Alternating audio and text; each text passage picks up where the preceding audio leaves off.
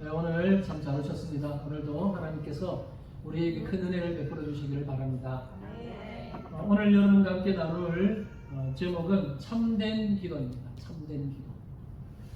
우리가 지난 시간부터 마태복음 6장 살펴보면서 그리스도인들의 신앙생활과 관련된 주제들을 살펴보고 있는데, 지난 시간에는 구제에 대해서 살펴봤습니다.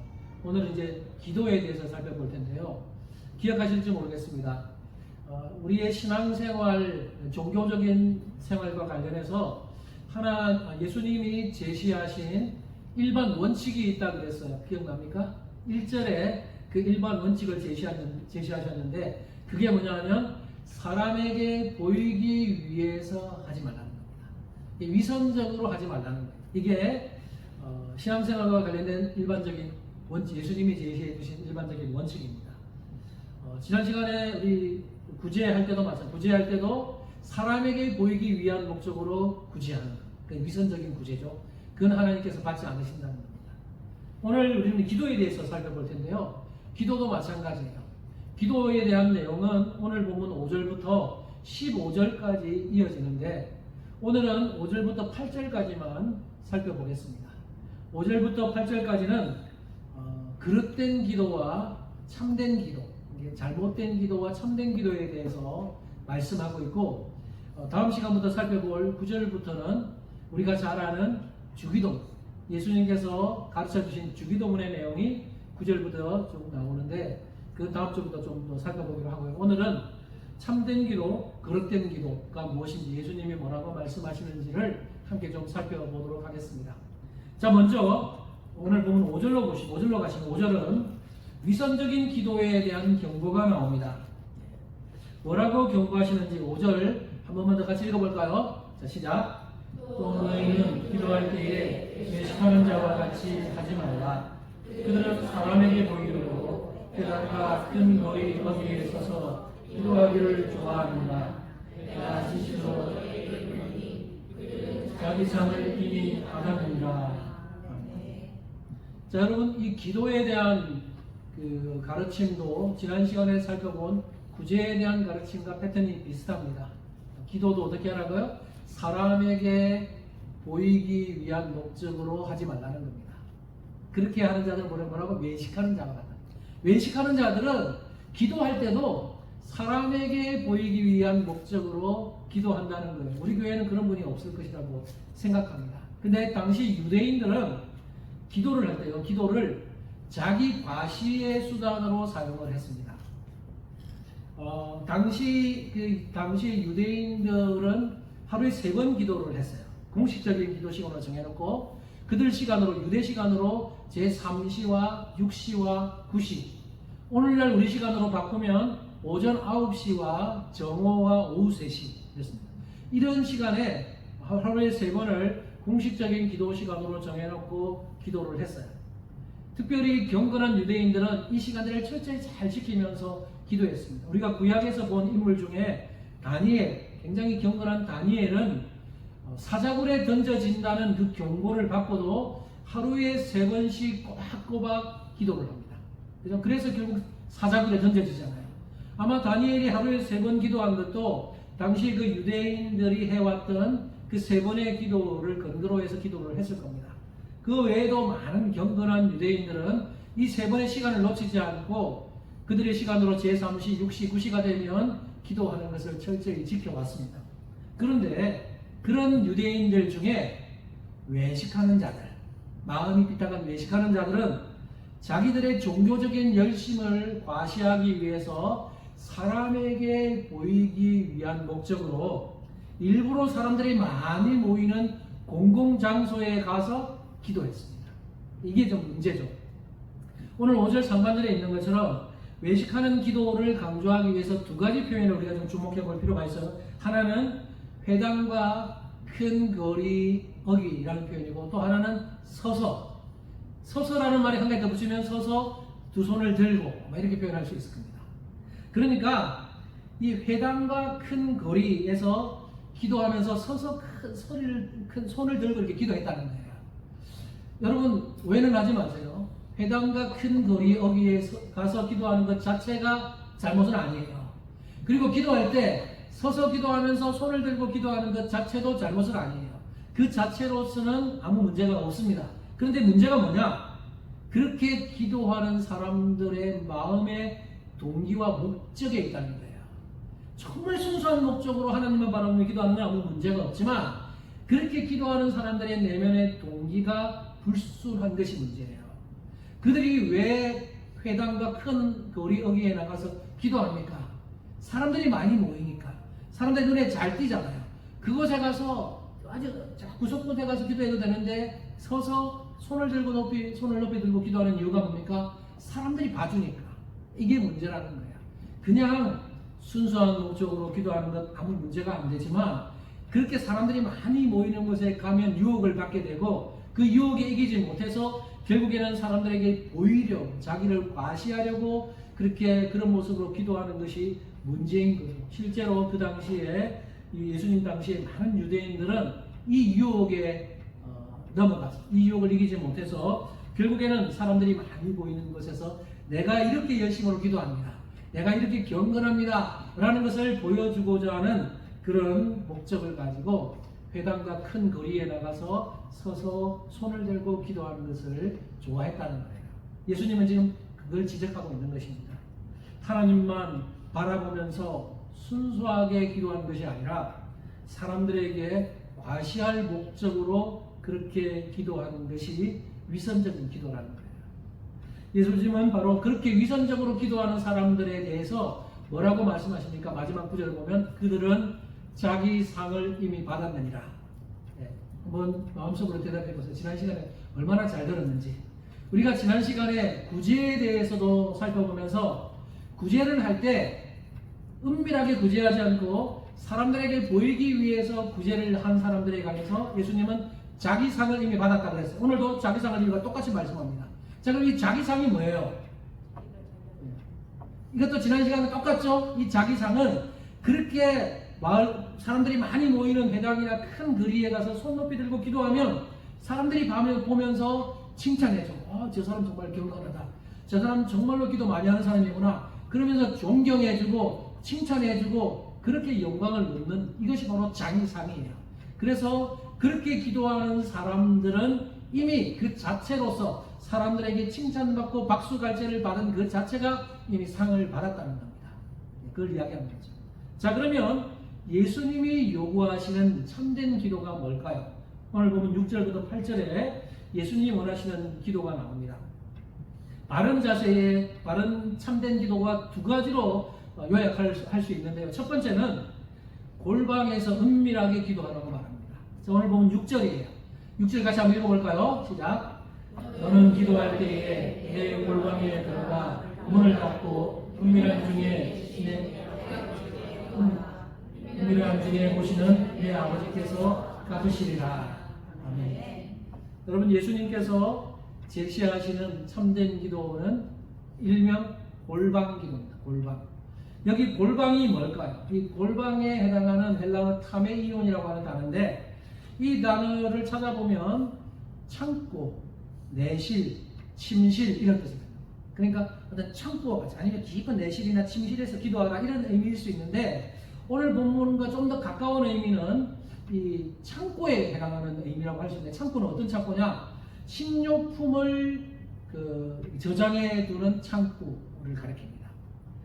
당시에 이 유대인들은 로마 식민지 하에 있었어요. 그죠? 로마 식민지 하에 있었던 유대인들은 먹을 것이 풍성하지 못했습니다. 가족들을 먹여 살릴 만한 그런 풍성한 식량이 없었어요. 그래서 유대인들은 어떻게 했냐면 비밀리에 식량을 모아서 사람들이 알지 못하는 은밀한 창고에다가 자기 가족들을 먹여 살리기 위한 식량을 저장해 두었습니다. 이런 용도로 사용됐던 창고가 바로 오늘 본문인 예수님께서 말씀하시고자 하는 골방의 개념이라는 거예요.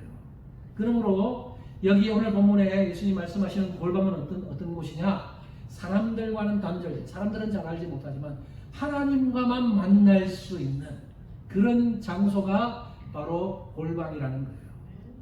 네, 그렇다고 여러분 이 골방을 이렇게 생각하시면 안 됩니다. 골방이라고 하니까 마치 사방이 꽉 막혀 있는 밀실과 같은 곳 이런 것은 꼭 그런 것은 아닙니다. 하나님과 단둘이서 교제를 나눌 수 있는 곳이라면 어디든지 골방이 될 수 있는 것입니다. 예수님도 번잡한 곳을 피해서 산이나 들에 가셔서 기도하셨어요. 예수님께 있어서는 그런 겟세마네 동산과 그런 산, 감람산 이런 산 같은 곳이 골방에 해당한다고 할 수 있습니다. 예수님은 이처럼 골방 기도를 제시하심으로써 사람들에게 보이기 위해서 그런 기도하는 외식을 버리고 오직 하나님과만 만날 수 있는 은밀하게 하나님께 기도할 수 있는 그 골방 기도를 말씀하신 거예요. 그런데 여기서 여러분 한 가지만 좀 짚고 넘어갈게요. 여기서 우리가 좀 주의해야 할 것이 있는데 예수님의 이 가르침을 지나치게 극단적으로 해석해서는 안 됩니다. 오늘 예수님이 골방에서 기도하라. 이 골방이 물론 이 사방으로 둘러싸인 그런 밀실은 아닐지라도 그러면 사람들은 전혀 모르는 사람들이 없는 어떤 그런 공간에서만 기도하라는 말이구나 라고 해석해서는 안 돼요. 여기 문자 그대로 골방을 이렇게 해석해가지고 그러면 또 다른 하나의 오류를 낳을 수 있어요. 우리가 교회에서 기도할 때 여러분 개인 기도도 하지만 대표 기도도 하잖아요. 그러면 예수님 말씀은 대표 기도도 잘못됐다는 말인가? 아니, 그런 얘기는 아니죠. 오늘 본문에서 말씀하시고자 하는 이 기도는요, 개인 기도를 말합니다. 개인 기도. 개인 기도가 있고 공적인 기도가 따로 있습니다. 오늘 골방 기도는 개인 기도에 해당이 돼요. 그래서 여러분 오늘 본문 6절을 한 번 더 보시면 너, 내라는 말이 많이 나오죠. 너는 기도할 때 내 골방에 들어가. 내 아버지께서 이렇게 말하면서 너, 내 그렇게 단수형으로 해서 원문의 몸이 다 단수형으로 사용하니까 이건 다 개인 기도와 관련돼서 너 개인 기도할 때는 사람들에게 보이려고 일부러 막 많이 모이는 것을 막 손들고 막 과시하려는 그렇게 하지 말고 너 개인 기도는 하나님과 만날 수 있으면 되니까 하나님과 만날 수 있는 골방에 들어가서 기도해라. 근데 공적인 기도는 또 다를 수 있어요. 공적인 기도는 오늘 우리가 다음 시간부터 보겠지만 예수님이 가르쳐 주신 주기도문은 사실 개인 기도보다는 공적인 기도에 가까워요. 그래서 예수님이 뭐라고 가르치냐 다음 시간 보겠지만 하늘에 계신 우리 아버지여 우리에게 일용할 양식을 주옵시고 또 우리가 우리에게 죄 지은 자를 사하여 주면 다 우리 있습니다. 그러니까 개인 기도와는 다르게 예수님이 가르치신 기도는 오히려 공적인 기도에 더 가깝지만 오늘 본문은 개인 기도와 관련해서 골방 기도를 말씀하신 거예요. 자, 그 다음에 두 번째 참된 기도는 어떤 것이냐? 중언부언하는 기도가 아니라고 말합니다. 중언부언하지 말라 이렇게 말해요. 7절 본문 같이 한번 또 봅시다. 오늘 보면 7절 같이 읽어볼까요? 시작. 또 기도할 때에 이방인과 같이 중언부언하지 말라. 그들은 말을 많이 하리라 들으실 줄 생각하느니라. 예수님께서 제시하시는 참된 기도의 두 번째는 중언부언 기도하지 않는 겁니다. 중언부언 기도는 누가 하는 거라고요? 이방인들이 하는 기도라고 말합니다. 자, 그럼 여러분 중언부언 하는 기도는 어떤 기도일까요? 도대체 중언부언의 기도는 뭐예요? 여기 중언부언에 해당하는 헬라어는 바톨로게오라는 그 단어인데 이 단어 안에 어떤 뜻이 있느냐? 말을 많이 하다, 생각 없이 말하다, 또는 쓸데없는 말을 반복하다 이런 뜻이 이 단어 안에 있어요. 그러니까 중언부언 기도가 어떤 것인지 알겠죠? 말을 많이 하되 생각 없이 막 반복해서 막 그렇게 기도하는 거. 이게 중언부언 기도라는 거예요. 이런 기도는 이방인들이 하는 기도인데 7절 하반절에 이방인들은 말을 많이 하여야 들으실 줄 생각합니다. 이방인들은 그렇게 생각합니다. 이방인들은 기도할 때 말을 많이 하면 내가 섬기는 신이 듣는다 이렇게 생각하면서 말을 많이 하는 것이 이방인들의 특징이 기도의 특징이라는 거죠.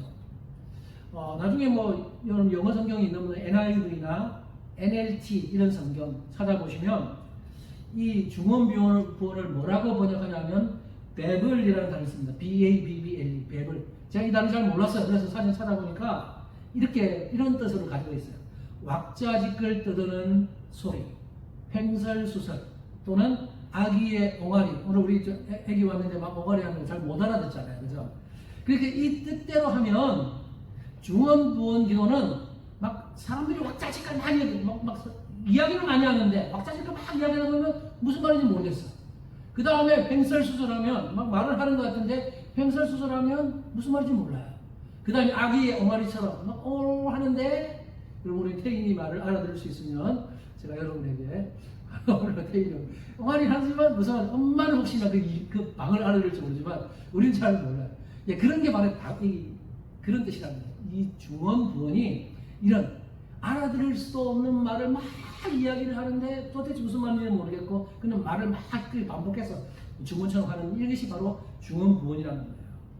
이런 중언부언의 기도를 우리가 어디서 찾아볼 수 있냐면 열왕기상 18장에서 우리가 발견할 수 있어요. 그 내용을 제가 간단하게만 한번 정리해보면 열왕기상 18장에는 엘리야와 바알 선지자들의 대결이 나와요. 그죠? 대부분 아실 거예요. 엘리야와 바알 선지자가 대결하는데 기도 응답을 두고 한방 붙습니다. 그래서 먼저는 바알의 선지자와 아세라 선지자들 850명이 자기들이 신에게 열심으로 부르짖어 기도합니다.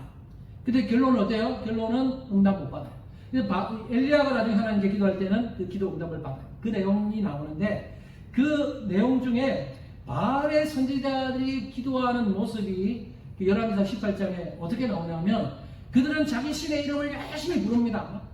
그 성경에 보면 아침부터 낮까지 신의 이름을 열심히 불러요. 근데 응답이 없어요. 응답이 없으니까 어떻게 하냐면 자기들의 관습을 따라서 칼과 창으로 자기들의 몸을 막 상하고 피를 흘리면서 이게 이방인들의 관습. 신이 좀 받아가고 피를 흘리면서 칼로 막 피를 흘리면서 막 소리치고 막 미친 듯이 부르는 거예요. 이게 바로 이방인들이 하는 중언부언의 기도라는 거예요. 근데 나중에 엘리야가 놀리잖아요. 너희 신이 지금 잠자는가 보다 더 세게 불러라. 이렇게 막 그러니까 참된 신이 아닌 바알은 거짓 신이잖아. 그러니까 이런 거짓 신에게 이방인들이 하는 기도는 그냥 반복적으로 주문 외우듯이 막 과격하게 막 소리 막 치는 이런 기도가 중언부언 기도임을 보여주고 있습니다. 여러분 오늘날에는 중언부언 기도 없을까요? 오늘날에도 여전히 중언부언의 기도는 있습니다. 교회에서도 또 우리 성도 중에서도 여전히 중언부언 기도가 있을 수 있습니다. 어떤 사람은요 다른 사람에게 보이기 위해서 일부러 오래 기도하는 사람들이 있을 수 있어요. 이건 그냥 우리 교회 누굴 타겟으로 거 없어요. 오해하지 마세요. 이건 그냥 일반적으로. 어떤 사람은 누군가에게 내가 다른 성도에게 내가 얼마나 기도 많이 하는 걸 보여줘요. 일부러 오랫동안 기도하는 유혹에 빠질 수 있습니다.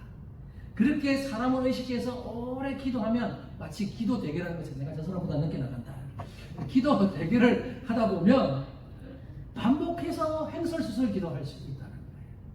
물론 진실되게 기도할 수도 있겠죠. 그러나 그런 오류에 빠질 수 있습니다. 자신을 경건하게 보이거나 기도를 많이 하는 사람처럼 보이기 위해서 이처럼 외식적인 위선에 빠질 수 있는 그렇게 될 수 있는 이게 바로 중언부언 기도를 할 수 있다는 겁니다. 그래서 오늘날 이런 걸 조심해야 돼요. 그렇다고 또 오해는 하지 마세요. 예수님의 이 말씀을 가지고 이 말씀은 기도를 오랫동안 길게 하면 안 된다는 말씀이구나. 그건 또 아니에요. 네. 네. 제 생각이에요. 제 생각. 제가 이걸 적용하면서 이제 그렇게 생각해 봤어요.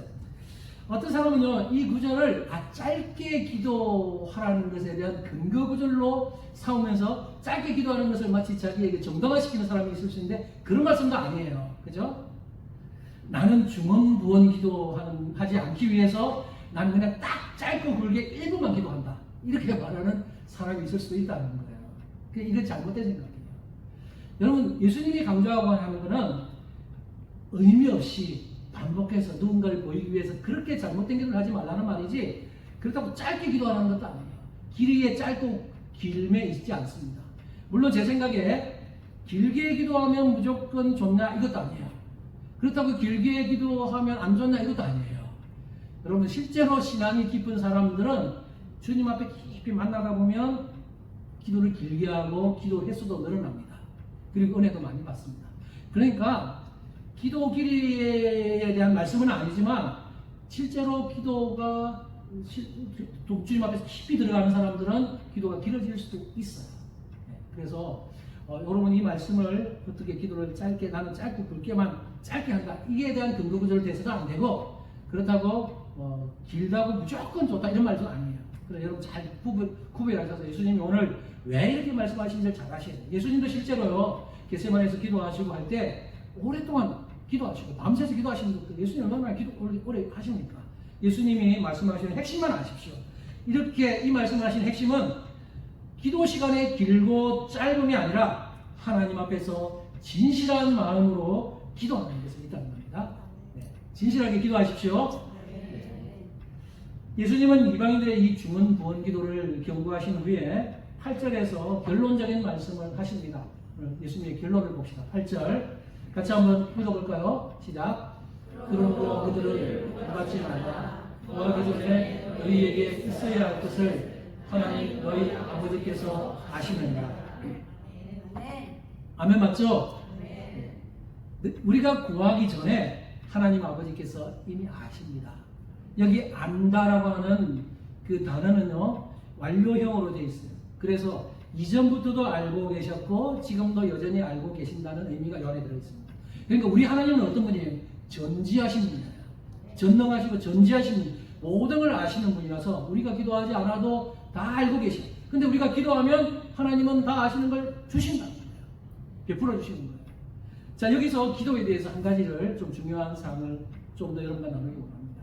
이 말씀 때문에 어떤 삐딱한 사람들은 이렇게 시비를 겁니다. 이렇게 질문해요. 하나님께서 우리의 필요를 다 알고 계신다면 우리가 굳이 기도할 필요가 있습니까? 이렇게 시비를 삐딱하게 질문하는 거죠. 여러분 어떻게 생각하세요? 여기 보면 구하기 전에 너희에게 있어야 할 것을 하나님 너희 아버지께서 아신다. 그러면 하나님 다 아시는데 왜 우리가 굳이 기도해야 되냐? 이렇게 묻는 거죠. 여러분 어떻게 생각하세요? 하나님께서 아시기 때문에 기도할 필요 없습니까? 아니죠. 제가 그런 의미로 말하는 게 아닙니다. 자, 우리 존 칼빈의 이야기를 한번 들어보겠습니다. 존 칼빈이 이렇게 말합니다. 들어보십시오. 성도들은 하나님이 모르는 것을 그분께 알려드리기 위해서나 그분을 자극해서 의무를 다하시도록 하기 위해 혹은 마치 하나님이 내키지 않아 하시어 그분을 재촉하기 위해 기도하는 것이 아니다. 이게 아니다고 말하죠. 그래서 어떤 사람들은 이렇게 착각할 수 하나님이 모르는 걸 내가 알려드려야지. 그래서 기도 아니에요.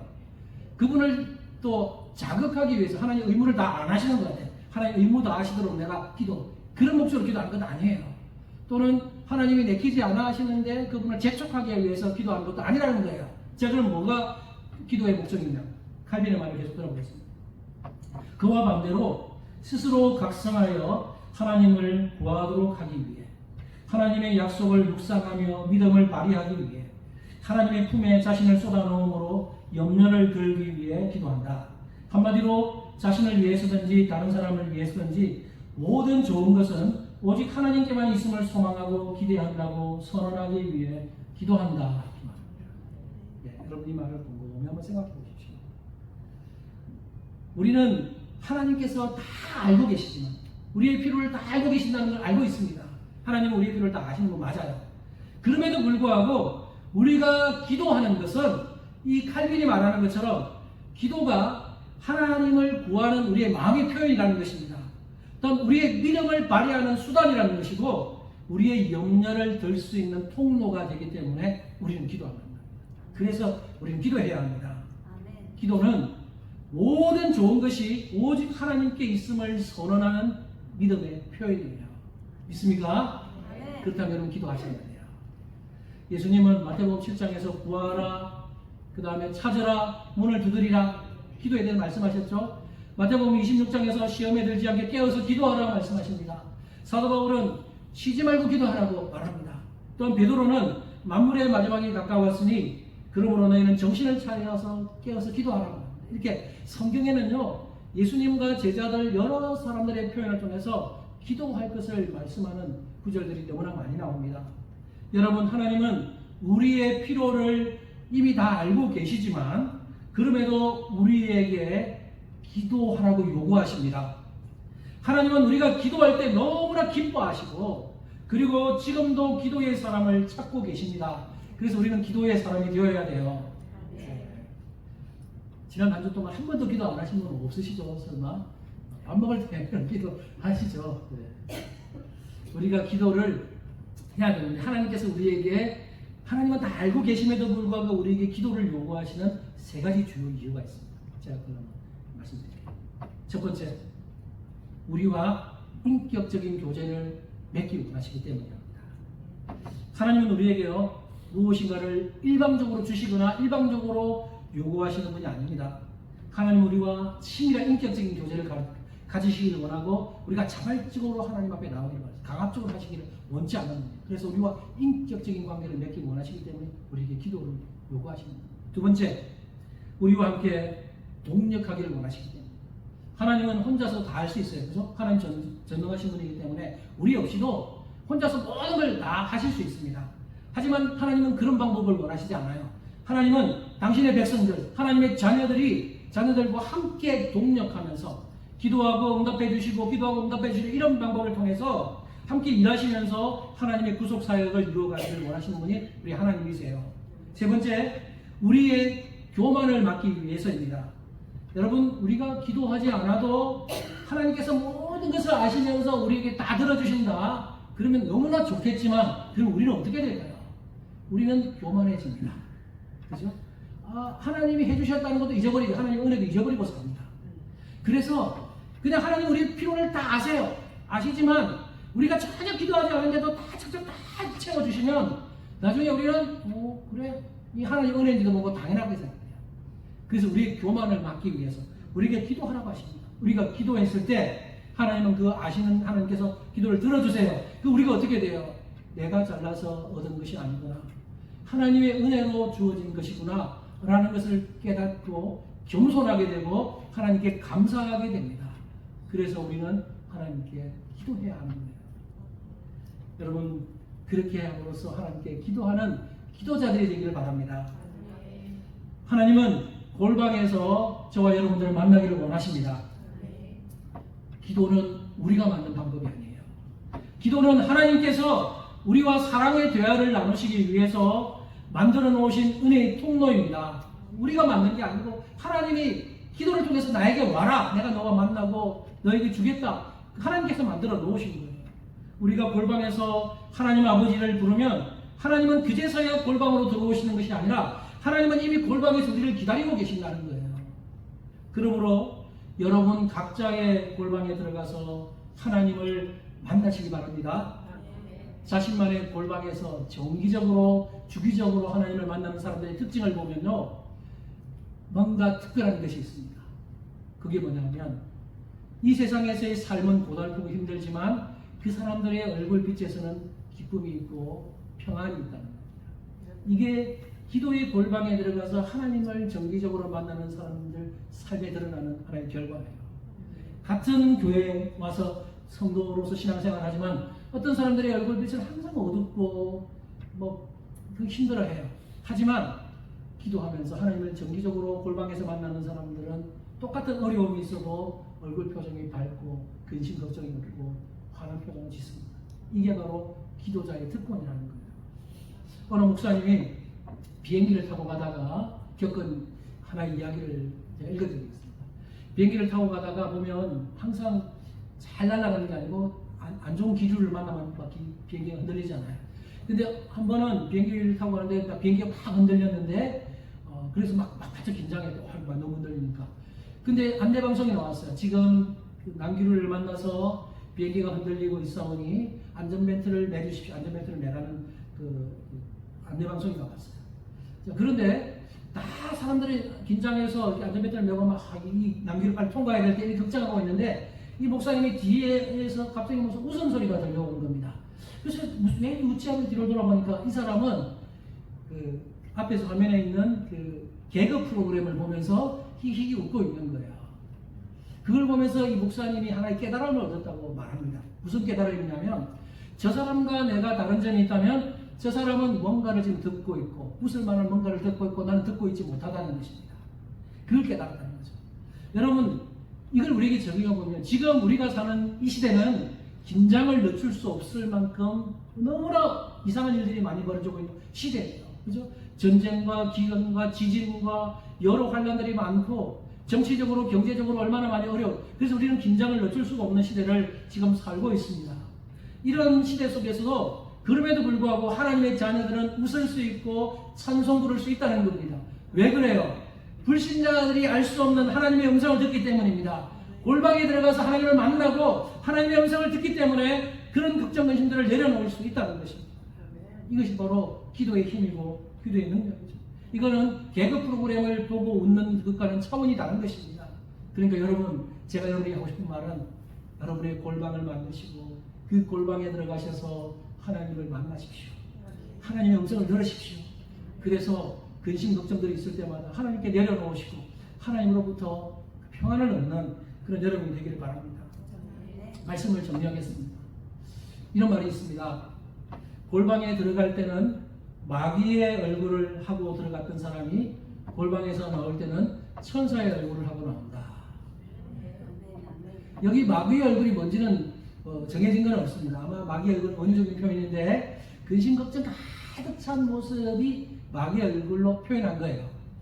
근데 골방에 들어갈 때는 이 근심 걱정 가지고 들어갔는데 하나님 앞에 다 쏟아붓고 하나님 앞에 고백하고 그렇게 기도하고 나오니까 속이 후련하고 하나님께 주시는 평안을 가지고 나오기 때문에 천사의 얼굴과 같다. 이렇게 표현한 거죠. 여러분, 이건 방금 아멘이라고 하셨는데 경험 안 해본 사람은 모르지만 경험해 본 사람은 반드시 아멘이 나옵니다. 저도 수없이 경험하고 삽니다. 제가 근심 걱정이 없겠어요? 근심 걱정 많아요. 하지만 그럴 때마다 하나님께 무릎 꿇고 하나님 앞에 나아가면요, 제가 인간적으로 생각했던 그 근심 걱정들을 내려놓고 하나님께 기도하면 하나님이 저에게 평안을 주세요.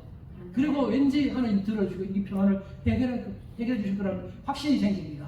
그리고 실제로 그렇게 하나님이 풀어주시는 것을 수없이 경험하고 삽니다. 이게 여러분 골방의 힘이고 능력이라는 것입니다. 여러분 그렇게 하십시오. 오늘 불렀던 찬송가 364장 내 기도하는 그 시간 1절 가사 이렇게 되어 있습니다. 이건 영국의 월포드 목사님이 붙인 가사예요. 월포드 목사님께서 이것을 작사하셨는데 1절 가사 보십시오. 내 기도하는 그 시간 그때가 가장 즐겁다. 이 세상 근심 걱정에 얽매인 나를 부르사 내 진정 소원 주 앞에 낱낱이 바로 아래요. 큰 불행 당해 슬플 때 나 위로받게 하시네. 아멘. 맞죠? 네. 이 월포드 목사님은 자신의 경험담을 아마 이렇게 가사로 붙였을 겁니다. 이 세상 근심 걱정에 얽매인 나를 부르셔서 내가 낱낱이 주님 앞에 하나님 앞에 이 모든 것을 아뢰 때 하나님께서 위로해 주십니다 라는 가사예요. 이 찬양 우리 여러 번 불러봤고 오늘도 불렀잖아요. 그렇죠?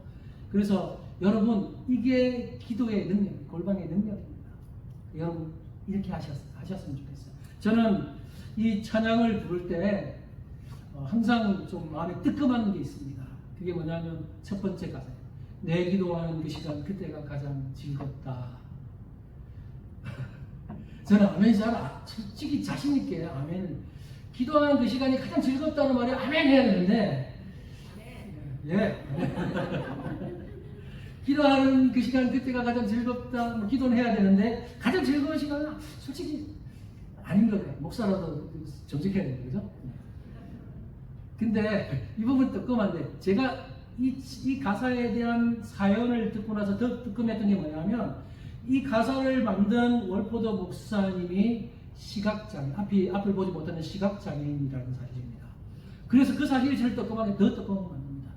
만약에 이 월포드 목사님이 찬양 가사를 짓는다면 내 기도하는 그 시간 그때가 가장 억울하다, 그때가 가장 불편하다, 그때가 가장 원망스럽다, 힘들다 이렇게 고백해야 되잖아요. 여러분 앞에 안 보이는 시각장애인 명인이면 얼마나 불편하겠어요.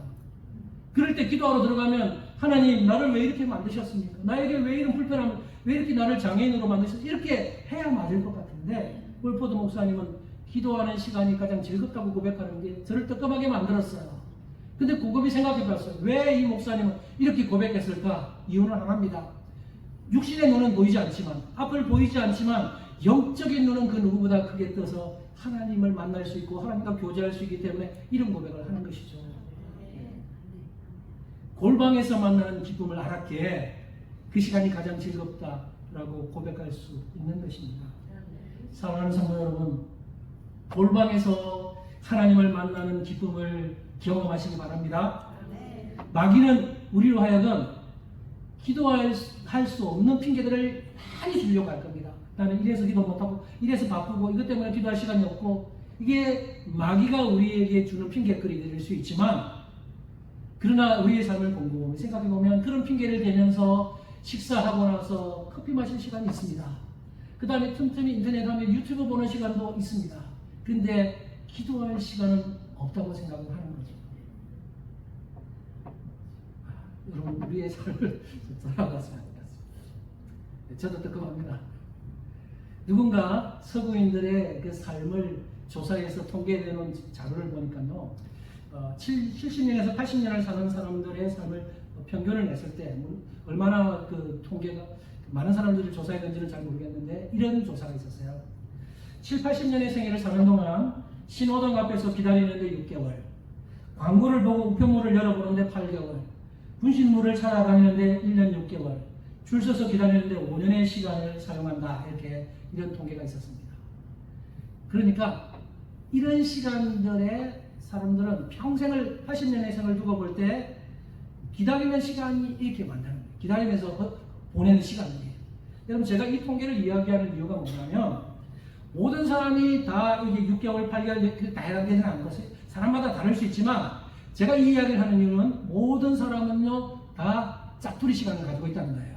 그죠? 여러분도 다 짜투리 시간이 있어요. 운전하다가 신호등 앞에 걸려서 대기하고 있는 시간, 그죠? 그 시간이 저도 세보면 어떨 때 1분, 2분 기다릴 때도 있어요. 그런 대기 짜투리 시간, 아니면 누군가 만나기 위해서 만남 시간 전에 먼저 와서 기다리는 시간, 다양한 시간들이 있는데, 이런 짜투리 시간을 여러분의 골방 기도 시간으로 사용하라는 것입니다. 멍하고 있지 말고, 그렇게 차 안에서 신호등 걸렸을 때 하나님 이 시간에 기도하는, 하나님 하면서 기도하면 이게 골방 기도가 되는 거예요. 골방 기도는 딴 것이 없습니다. 이런 것들이 바로 골방, 여러분의 골방을 찾아가십시오. 이런 짜투리 시간 허용되는 곳에서 기도하는 것, 또 운전석안이 될 수도 있고, 여러분 주방에서 설거지할 때 그 주방이 여러분의 골방이 될 수도 있고, 다양한 곳이 여러분의 골방이 될 수 있습니다. 오늘 제가 말하고자 하는 것은 여러분의 골방을 만드시고 그 골방에 들어가셔서 하나님을 만나십시오. 여러분의 근심 걱정들을 내려놓으십시오. 하나님께 여러분을 만나주실 것이고, 여러분의 근심 걱정을 들어주실 것이고, 마음의 평안을 주실 것이고, 기쁨을 얻게 될 겁니다. 그런 삶을 살아가는 우리 모든 성도님들 되시기를 주님의 이름으로 축복합니다. 기도하겠습니다.